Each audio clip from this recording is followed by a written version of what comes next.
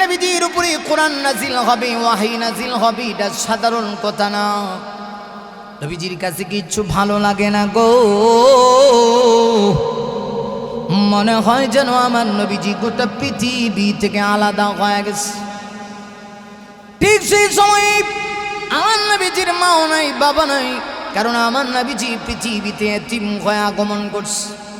নবীজি পৃথিবীতে এসে বাবার চেহারাটা পর্যন্ত দেখতে পারলেন না। মাত্র 6 বছর বয়সে আমার নবীজি নিজের গর্ভধারিণী মাকেও আমার নবী হারাইলেন, দাদাকেও হারাইলেন। আমার নবী কোরআন যখন নাজিল হয়, নবীজির বয়স তখন 40 বছর। হেরা গুহায় চলে গেলেন কোরআন নাজিলের 40 দিন আগে। তখন আমার নবীজির পাশে কে ছিল? মা গো, ও মা, তোমাদের কেউ একটু ওয়াজ শোনায় দিয়ে যাই। এই পৃথিবীতে ইতিহাসের স্বর্ণালী অক্ষরে একজন মায়ের জীবনী লেখা থাকবে, তিনি আর কেউ না, আমার নবীজির প্রথম স্ত্রী আম্মা জান খাদিজা। খাদিজা রাদিয়াল্লাহু আনহা আমার নবীজির পাশে তখন ছিলেন, অথচ বয়সের ডিফারেন্স ছিল। খাদিজা আমার নবী চাইতে 15 বছরের বড়। 55 বছর হয়ে গেলে একজন মহিলার আর যৌবন শক্তি থাকে না গো, মহিলারা দুর্বল হয়ে যায়। কথা বুঝতেছেন? হ্যাঁ, আমার নবীর বয়স 40, একেবারে টাগরা নওজোয়ান একজন যুবক। নাম নবীর শুধু যৌবন কাল তা না, আমার নবীর এই জান্নাতি 40 জন বীর পলোয়ান যুবকের শক্তি। বোঝা যায় যে হুজুর আমরার এলাকা তো এরকম 40 জন জান্নাতি যুবকের শক্তি আমরা আছে। হ্যাঁ, আশ্চর্য আর কিচ্ছু না, আমরা শক্তি তাহেই পরিমাণ 35-40 গেলে হারবাল খায়াও হ্যাঁ খবর তাহে না। কত কান্না কেন ঠিক কেনা। আর নবীদেরকে আল্লাহ কি পরিমাণ শক্তি দিল। আর নবীর 1-2 জন বীর পলোয়ান যুবকের শক্তি না, জান্নাতি 40 জন বীর পলোয়ান যুবকের শক্তি। আর আমার নবীজির স্ত্রী আম্মা জান খাদিজা একদম বয়স্কা, কিন্তু বয়স্কা হইল আমার মা আম্মা জান আমার নবীজির প্রতি এতটুকু কেয়ারফুল ছিল। মুমিন রে, আমার মা নবী যখন হেরা গুহায় অবস্থান করছিলেন, হজে যারা গিয়েছে তারা বলতে পারে কত আঁকা বাঁকা পথ, এত উঁচু পাহাড়, হেরা গুহা কত গহীন। এখন তো সরকার আরো সুযোগ করে দিয়েছি, তখন তো তথ্য প্রযুক্তি এত উন্নত ছিল না। হযরত আম্মা জান খাদিজা আমার নবীজির জন্য প্রত্যেক দিন 2 বেলা নবীর জন্য নাস্তা নিয়ে যাইতেন। আমার নবী মাঝে মধ্যে তোকে দেখতেন খাদিজা হাঁটতে গিয়ে পড়ে যাইতো, দুর্বল হয়ে যাইতো। নবীজি ডেকে ডেকে বলতেন, খাদিজা গো, ও খাদিজা, তুমি কি আমাকে এত মহব্বত করনি? খাদিজা ডাক দিয়া কয়, নবী গো, ও নবী, আপনার জন্য আমার জীবনটা যদি দিয়ে দিতে হয় গো, আমি আপনার জন্য জীবনটা দিতে প্রস্তুত। একজন মহিলা তার স্বামীকে কেমন ভালোবাসে, তোমার জন্য ওয়াজটা করে যাই। দেখো না, পৃথিবীর ইতিহাসে এমন ভালোবাসা আর নাই। আমার নবীজি কেমন তার স্ত্রীকে ভালোবাসতেন, আর স্ত্রীরাও আমার নবীকে কেমন ভালোবাসত। এই খাদিজাতুল কুবরা আমার নবীকে তো মহব্বত করতেন। একেবারে একটু অদূরে নিয়ে যাই, আবার জায়গায় আসবো। ইন্তেকালের টাইমে খাদিজা নবী তাকায় দেখি বিছানার সঙ্গে লেগে গেল। আমার আম্মা জান এত অসুস্থ, বিছানা থেকে দাঁড়াতে পারে না। আমার নবী তাকায় দেখি খাদিজাতুল কুবরার চোখ দিয়ে ঝর ঝর করে টপ টপ করে পানি পড়তেছে। নবী ডাক দিয়ে কই, খাদিজা গো, ও খাদিজা, তুমি এত কান্না করো কেন? খাদিজা তখন ডাক দেয়া কয়, নবী গো, আমি 2টা কারণে কান্না করি। খাদিজা বললেন, কোন 2 কারণে? 1 নাম্বার কারণ আমি আপনার জন্য কান্না করি, 2 নাম্বার আমি আমার নিজের জন্য কান্না করি। নবী ডাক দিয়া বলেন, বলো নাই 2টা কারণ? আম্মা জান খাদিজা বলেন, নবী গো, আপনার জন্য আমি কান্না করি, কারণ আপনার তো মা নাই, বাবা নাই। আপনি যখন কালিমার দাওয়াত দিতে যান গো, বেঈমান কাফেররা চতুর্দিকে আপনাকে মারতে চায়। আমি যে দুনিয়াতে বেঁচে থাকি, আমি বেঁচে থাকা অবস্থায় কোনো কাফের আপনার গায়ে আঘাত করার সাহস পায় না গো। কিন্তু আমার এত ভয় হচ্ছে, আল্লাহ না করুক আমার হায়াত যদি শেষ হয়ে যায়, আমি যদি দুনিয়া থেকে বিদায় নিয়ে যাই, মক্কার কাফেররা না জানি সুযোগ পায়া আপনার গায়ে আঘাত করে ফেলে কিনা। জিমতি কথা মনে নবীর কলিজার টুকরা দিয়েছে আসি, যার নাম ছিল হযরতে ফাতেমাতুজ জাহরা। রাসূল বলেছেন ফাতেমা তু বিদুম মিন্নি, ফাতেমা আমার কলিজার একটা অংশ, কলিজার একটা অংশ। আমার নবী নিজে তার মেয়েকে ভালোবাসতেন। এই জন্য দেখবেন যেই বাবার ছেলে মেয়ে আছে, মেয়েরা বাবার প্রতি বেশি কেয়ারফুল হয়, মা বাবার প্রতি বেশি দয়াশীল হয়। রাসূল বলেন আমার দিকের একটা অংশ ফাতেমা, ছোট্ট মেয়ে ফাতেমা। আম্মা জান খাদিজা যখন এই কথা বলে, ফাতেমা তার মাকে সান্ত্বনা দেয়া কয়, মা গো, ও মা আপনি টেনশন করবেন না, না টেনশন করবেন না, আপনি পৃথিবী থেকে চলে গেলে গো মা, আমি আপনার অনুপস্থিতিতে আপনার পাহারাদারি দায়িত্ব পালন করব। আমি আমার বাবার পিছনে লেগে থাকবো, কোনো একটা বেঈমান যেন আমার বাবার গায়ে আঘাত করতে না পারে। হাদিস শরীফের ভিতরে আছে সত্যি আম্মা জান খাদিজা যখন ইন্তেকাল হয়ে গেছে, ছোট্ট মেয়ে আমার নবীর কলিজার টুকরা মেয়ে হযরত ফাতেমা নবীজির পাঞ্জাবির পিছনে ধরে ধরে পিছনে পিছনে চলতেন। আর তিনি বলতেন, দেখো কোনো একটা কাফের সাবধান, আমার বাবার গায়ে আঘাত করো না। ছোট্ট মেয়ে ডাক দিয়ে কইতো, আমার বাবা এতিম, আমার বাবা অসহায়, আমার বাবার কি দোষ গো, তোমরা কেন আমার বাবার গায়ে আঘাত করবা? এমনকি নবীজি খানায় কাবার সামনে গিয়ে যখন নামাজ আদায় করতেন, এমনি অবস্থায় বেঈমান কাফেররা দুশমনি করে নবীজির ফিট মুবারকের উপরে আরবের বেঈমান কাফেররা পোষা উটের নারী বুড়িগুলি পর্যন্ত রেখে যাইত। না আমার নবী নড়াচড়া করতে পারতেন না, নবীজি নড়াচড়া করতে পারতেন না, রুকু থেকে সেজদায় যেতে পারতেন না। ছোট্ট মেয়ে ফাতেমা পোষা উটের নারী বুড়িগুলি পর্যন্ত সরায় দিত আর ডেকে বলতো, কাফেররা রে, ওরে কাফেররা, আমার বাবার কি দোষ? আমার বাবা তো তোমাদের কাহারও পা টেনে খায় না, কাহারও হক নষ্ট করে না, আমানতের খেয়ানত করে না। আমার বাবার দোষ একটাই, বাবা এক আল্লাহ দাওয়াত দেয়। হযরত খাদিজাতুল কুবরা আমার নবীকে ডাক দিয়ে কই, নবী গো, আমার ভয় হয় আমি ইন্তেকালের পরে কাফেররা না জানি সুযোগ পায় আপনার গায়ে আঘাত করে। ফাতেমা সান্ত্বনা দেয়া কয়, মা গো আপনি টেনশন করবেন না। আচ্ছা ঠিক আছে খাদিজা বলো না 2 নম্বর কিসের জন্য তোমার ভয় হয়? আম্মা জান খাদিজা ডাক দিয়া কয়, নবী গো, আমার ইমান আমলের অবস্থা তেমন ভালো না, আমার ভয় হয় অন্ধকার কবরে গেলে আমি কি নিয়ে যাব গো। নবী যেই মুহূর্তে কথা শুনেছে, নবী চোখের পানি ছেড়ে দিয়া আম্মা জান খাদিজা কি ডাক দেয়া কয়, খাদিজা গো, তুমি এমনি এই কথা বলতে পারলা? তোমার সম্মান কত জানোনি? তোমার মতো একজন মহিলাকে আল্লাহ জিবরিল পাঠায় ডাইরেক্ট সালাম দিয়েছে।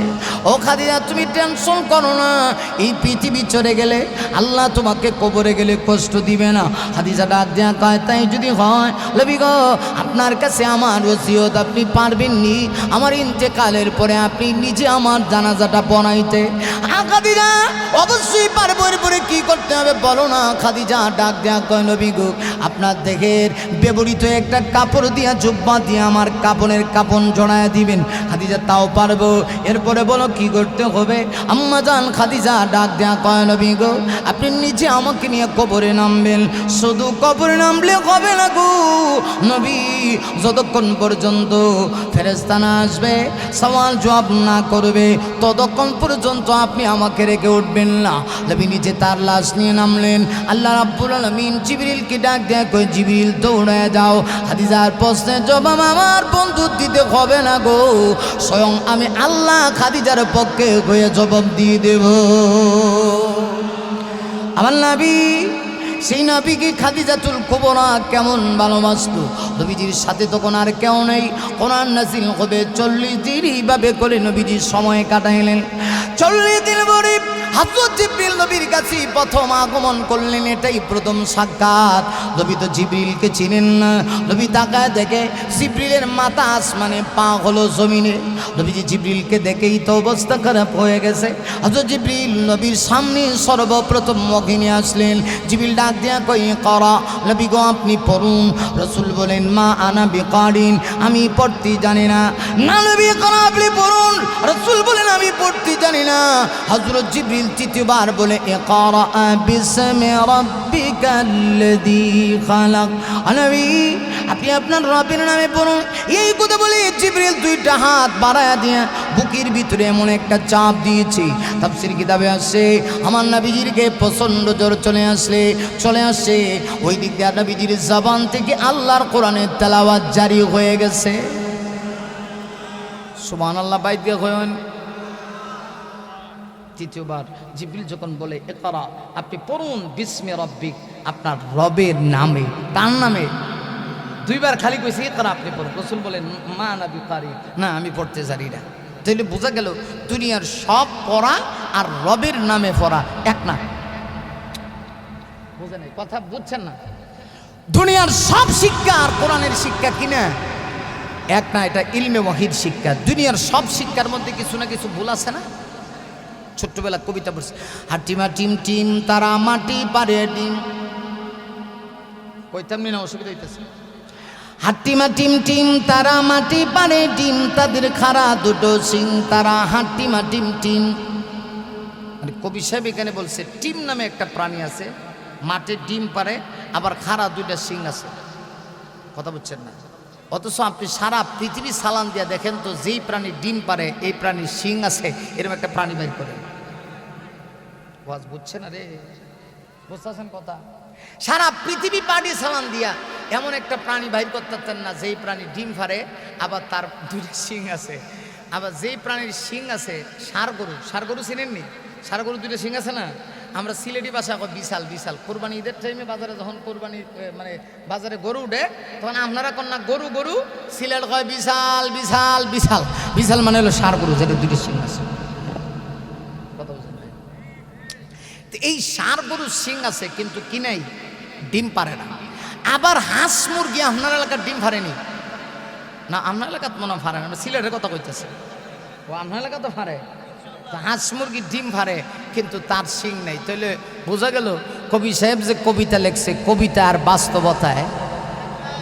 কিন্তু আল্লাহর কোরআন চ্যালেঞ্জ দিয়ে বললাম, আল্লাহর কোরআনের একটা আয়াত বলেন যেটা আল্লাহ এমনি নাজিল করছে, বিনা কারণে, বেহুদা, অনার্থক, নিষ্প্রয়োজন, কোনো দরকার নাই, একটা আয়াত বের করতে পারবেন না। আল্লাহর কোরআনের একটা শব্দে কোনো ভুল নাই। যদি কেউ বলে বল আছে, ওর ঈমান নাই, সে মুশরিক, সে কাফের। কথা বলো মুসলমান, ঠিক কিনা? এটার নাম হলো কোরআন। রসুলকে যখন তৃতীয়বার বলা হয়েছে ইকরা বিস্মি রাব্বিকাল্লাযী খালাক, আপনি আপনার রবের নামে পড়ুন, তৃতীয়বার রসুলের জবান থেকে তেলাওয়াত জারি হয়ে গেছে। কিন্তু রসুলের গায়ে তো জ্বর আসছে, ওই দৌড়ায় খাদিজার কাছে। ভিন্ন কথা, খাদিজা রাদিয়াল্লাহু আনহার কাছে গেলেন, গিয়ে বলেন খাদিজা গো জাম্মিলুনি, আমার কম্বল দিয়ে জোড়ায় দাও, কি পরিমাণ জ্বর আসছে। আমার কাছে এইরকম একটা লোক আসছিল। আম্মাজান খাদিজা এত বেশি রসুলকে মহব্বত করতেন, স্ত্রী তার স্বামীকে কিভাবে সাপোর্ট দেয়। আম্মাজান খাদিজা কয় নবী গো আপনি টেনশন করেন না, কারণ আপনি তো মানুষের কখনো অকল্যাণ কামনা করেন না, আপনি তো মানুষের আমানতের খেয়ানত করেন না, আপনি তো মানুষের হক নষ্ট করেন না, অতএব আল্লাহ আপনাকে অপদস্থি করবে না, বেইজ্জতি করবে না। আপনার জন্য সামনে আল্লাহর পক্ষ থেকে বিশেষ পুরস্কারের ব্যবস্থা আছে। আল্লাহু আকবার। আর আমরা দেশের মহিলারা স্বামী একটু বিপদে পড়লে ঠেঙ্গে ফাড়া দেওয়া জায়গা, এখন তো ঠিক কইবেন। হ্যাঁ, এখন মহিলার উপরে ওয়াজ করলে পুরুষে ঠিক কর। ওয়াজটা যদি এখন আপনার উপরে পড়ে, তখন আবার কব যে হুজুর ওয়াজটা তো ঘুরাই দিছে। হ্যাঁ, মা বোনদেরকে বেশি বেশি করে মহব্বত করবেন। নিজের স্ত্রীকে কখনো গড়ের চাকরানি মনে করবেন না, মনে করবেন স্ত্রী হলো গড়ের রাজরানী। শোনেন, ভালো মানুষ কখনো তার স্ত্রীর সামনে গিয়ে বাঘের মতো হুঙ্কার দেয় না, বিড়ালের মতো হুঙ্কার দেয়। বিড়াল বুঝেননি? বিড়ালের হুঙ্কার আছে নি না, মানে বিড়াল একদম নম্র, ভয় পায়। বউর কাছে গিয়ে যদি ভালোবাসা পাইতে চান, নরম হয়ে যায় না। কারণ আপনি যত বড় ব্যক্তি হন, এত তাড়াতাড়ি কিন্তু আপনার বউ আপনার ইজ্জত দিবে না। এর কারণ আছে, কারণ আপনার চরিত্র যে কয় নাম্বার এই পৃথিবীর কেউ না জানলেও আপনার বউ ঠিকই জানে। কথা কয় না কেন? আপনার কথা বাদ, আমার কথাই কই। সারা দেশে ওয়াজ করি, আজ পর্যন্ত 8 বছর হয়েছে বিয়ার বয়সে। আমার বউ কত জায়গাত গেলে হুজুর একটু পানিটা ভরে দিনছে, কিন্তু আমার বউ আজ পর্যন্ত কইছে না হুজুর একটু পানি ভরে দিন। মাঝে মাঝে আমি মজা করে কই যে আর কিয়ামতের আগে তুমি কইতাম না, কোয়ার কথা না তো। কারণ মানুষ, আমার উস্তাদ বলছেন মানুষ 3 জায়গায় দাম পা না। এর মধ্যে এক জায়গা হলো নিজের স্ত্রীর কাছে স্বামীরা দাম পায় না, কারণ আছে, কারণ আমাদের যে চরিত্রের অবস্থা, নিজের ঘরে বউ রেখে মোবাইলে কথা কয় আরেকটার সঙ্গে, হে খাটাইস লোকে কথা আই লাভ ইউ, এই খারে কসরা আই লাভ ইউ, তোর ঘরে বউ আছে এটা আই লাভ ইউ কইতারো না, কথা কন না কেন, ঠিক কিনা? হে সাসারা আজকে সাঁচিদের কাছে গিয়ে কবেন আই লাভ ইউ, সুবহানাল্লাহ কা সব হবে। কি কইবেন? আই লাভ ইউ নিজের ওয়াইফরে কইবেন, হালাল স্ত্রী। যুবকেরা নিজের ওয়াইফকে আই লাভ ইউ কয় না, বিয়া করার আগে কত কি কয়, তুমি আমার কলিজা, তুমি আমার সোনা, তোমারে সারা বাছম না, তুমি আমার জান, জানের জান, কলিজার আধা খান, তোমারে শয়নে স্বপনে আমি তোমারে কত পছন্দ করি গো, কিন্তু বিয়া করার পরে দেখা যায় বউর দিকে একবার চায়ও না, কথা কন না কেন? এজন্যই তো সাধারণ মানুষের বউয়ের মহব্বত কম পায়, আমরা হুজুররা বউদের মহব্বতটা বেশি পাই। এর কারণ আছে, কারণ আমরা মহব্বত যেটায় সেটাই বিক্রি হয় না, যেটায় সেটাই কইতারেন হুজুর মাঝে মধ্যে যে দুই একজন সব জায়গাতেই খারাপ হয়, সব তো আর খারাপ না, কথা কন না কেন, ঠিক না ঠিক? এই জন্য আমরা একটু মহব্বত বেশি পাই, আরো সহজ করে ওয়াজ করে দিয়ে যাই। অসুবিধা হইতেছে নাকি? তার খারাপ লাগতেছে? বাবারা এই ছেলেরা কথা কয়, এটার কথা বন্ধ করে, কথা কইছে, কথা কইছে, মার হাবা কর, আরো জোরে কন মার হাবা। যুবকেরা আয়োজন করছে, খুশি হয়েছেন? কথা কয় না কা? আপনারা কি বলেন, এই যুবকেরা চাইলে কি গানের অনুষ্ঠান করতে পারতো না? তাহলে কোরআনের মাহফিল করছে, এরা সোনার ছেলে, এদেরকে সামনে আগায় দিবে, কারণ একটা যুব সমাজ যদি ভালো হয় গোটা সমাজ ভালো হয়ে যাবে, ঠিক কিনা? যুবকেরা কিচ্ছু করতে পারলে হিংসা করবেন না, যুবকেরা কিচ্ছু করতে পারলে মনে করবেন এরা আমার সন্তান, আমার ছেলে, আমার ভাতিজা, আমার ভাই, এরা সামনে এগিয়ে চলুক। সমাজ যদি ভালো হতে হয় যুবকদেরকে নেতৃত্ব দিতে হবে, একেবারে আসল জায়গা পর্যন্ত যুবকদেরকে পৌঁছায় দেন, কারণ মুরব্বী দিয়ে যত না পরিবর্তন হবে। মাইন্ড করবেন না, আমার বাবাও আছে, আমার বাবা আমার দিয়ে কাজ, যে কাজ হবে বাবারে দিয়ে সেই কাজ হবে না, আবার আমার বাবা যে কাজ করতে পারবো এটা আবার আমি করতে পারবো না, কথা কন না কেন, ঠিক কেনা ঠিক? অতএব মনে করতে হবে যুবকেরা যদি কোরআনের দিকে এগিয়ে আসে তাদেরকে এগিয়ে আসতে দেন। এই সমাজ যদি পরিবর্তন করতে হয় যুবকদেরকে কোরআনের দিকে এগিয়ে আসতে হবে, কারণ ইসলামের জন্য সবচেয়ে বেশি যারা ইসলামের জন্য ফায়দা করেছে, ইসলামের লাভ হয়েছে, তারা ছিল যুবক। আল্লাহু আকবার জুড়ে বলেন। বড় এক মজলিসের মধ্যে হাদিসে আসে, এই মুহূর্তে সাহাবীর নাম আমার মনে হচ্ছে না, নবীজির গায়ে ছিল চাদর, নবীজি তার নিজের গায়ের চাদরটা বড় মজলিসের ভিতরে ওই যুবককে দিয়ে দিলেন। নবীজি ফিটকে মেরে বললেন, নাও এটা দিয়ে তুমি জমিনে বসে যাও। কেন জানেন? কারণ রাসূল বললেন, যুবক তোমার দ্বারাই তো ইসলাম প্রতিষ্ঠা হবে, আজকের যুবক এরাই আগামী দিনের ভবিষ্যৎ, কথা বলেন না কেন, ঠিক কেন? এরা আমার সন্তান, এরা আমার ছেলে, এরা আমার ভাই, এরা আমার রক্তের, এরা যদি কিছু করতে পারে নিজেকে আমি সার্থক মনে করব, ঠিক কিনা বলে? আমাকে আল্লাহ পাক একটা ছেলে সন্তান দিয়েছে, তার বয়স হলো 14 মাস হয়ে 15 মাস হয়েছে, 15 মাসের ছেলে। এই বছর যখন ওয়াজ শুরু করি তখনও সম্ভবত তার বয়স 1 বছর কতদিন জানি, কিন্তু এত বেশি ব্যস্ততা, আমি আমার শ্বশুর বাড়িতে নিয়ে বউ জমা দিয়েছি যে তুমি হেই গানে থাকো, কারণ ওয়াজ তো চালাইন লাগবে। ওয়াজটারে তো আমরা এত সোজা মনে করি, বিষয়টা এরকম না। 1 ঘন্টা 1.5 ঘন্টা ওয়াজ করি, 7 ঘন্টা 8 ঘন্টা 9 ঘন্টা 10 ঘন্টা 12 ঘন্টা জার্নিং করতে হয়। এই জন্য ওই অক্টোবর মাসে নিয়ে বউ আর সন্তান দিয়েছিলাম। এখন এই 25 তারিখ ময়মনসিংহ ওয়াজ করে আমার শ্বশুরবাড়ি ময়মনসিংহে ঢাকায় নিয়ে আসলাম। 15 মাসের ছেলে, আমি বাসা থেকে বের হইতে পারি না, আমাকে এমনভাবে আব্বু আব্বু বলে আমার কলিজাটা ছিঁড়ে যায়। গতকালকে রাত্রেও আমি নাটোরে প্রোগ্রাম করেছি, করে যখন ঢাকায় আসলাম বুর হয়ে গেছে, একদম বুর। ফজরের টাইমে ঢাকায় আসছি, ছোটো বাচ্চা, সে তো আর বুঝে না বাবা প্রোগ্রাম করে আইছে, কিন্তু আমার চেহারার দিকে তাকায় সে যখন বারবার আব্বু আব্বু করে ডাকে, মনে হয় যেন আমার কলিজা ছিঁড়ে যায়। আমি তো আল্লাহর কাছে বলছি, আল্লাহ আমি যদি মরেও যাই আমার এই সন্তানটাকে তুমি বাঁচিয়ে রাখো, আমি যেইভাবে কোরআনের ময়দানে কথা বলি আমার সন্তান যেন কথা বলতে পারে, তাহলেই আমি সার্থক। আমি নিজেকে সবসময় এই জায়গায় রাখতে চাই না। আগামী দিনে আপনাদের সন্তান যারা আছে ওরাই হবে ভবিষ্যৎ, জাতির বিনির্মাণের জন্য ওদেরকে এগিয়ে দিতে হবে, সুন্দর সমাজ গঠনের জন্য ওদের ভূমিকা হলো সবচেয়ে বেশি, কথা বলো মুসলমান, ঠিক কেন? তবে হ্যাঁ, যুবকদের ভুল হবে, ভ্রান্তি হবে, ছেলেদের ভুল হয়। আপনারা, আমার বয়স হয়ে গেছে, মুরব্বীদের বয়স হয়ে গেছে, আপনারা অনেক দিন অনেক কিছু করেছেন, ভুলভ্রান্তি পেরিয়ে আপনারা একটা পর্যায়ে গিয়েছেন। ওদের এখন বয়স কম, নওজোয়ান যুবক, এখন ওদের কিছু ভুলভ্রান্তি হবে, ওইগুলি কিন্তু ধরা যাবে না, ওদেরকে সামনের দিকে এগিয়ে দিতে হবে। আমি সব জায়গায় গেলে, আপনাদের এখানে সব জায়গায় মাহফিলে গেলে আমি যুবকদেরকে ইসলামের প্রতি উদ্বুদ্ধ করি, কারণ যুবকেরাই তো আগামী দিনের জন্য একটা বিপ্লব। ঠিক কিনা? জোরে আওয়াজ করে বলেন। দেখেন নাই, একটা শরীফ ওসমান হাদি, এক ছেলে সারা বাংলাদেশ আলোকিত করছে। সে কিন্তু কোনো দলের জন্য মানে জীবন দেয় নাই, অমুক দল তমুক দল, দলের জন্য না, ইনসাফের জন্য জীবন দিছে। আমার বয়স 34 হয়ে 35 পড়ছে, এই যুবক শরীফ ওসমান হাদির বয়সও সম্ভবত 23, 34 বা 35 হবে, কম বেশি এরকম হবে। আমার ভাইরা, এই অল্প বয়সে শরীফ ওসমান হাদি বাংলার জমিনে ন্যায় ইনসাফ প্রতিষ্ঠা করার জন্য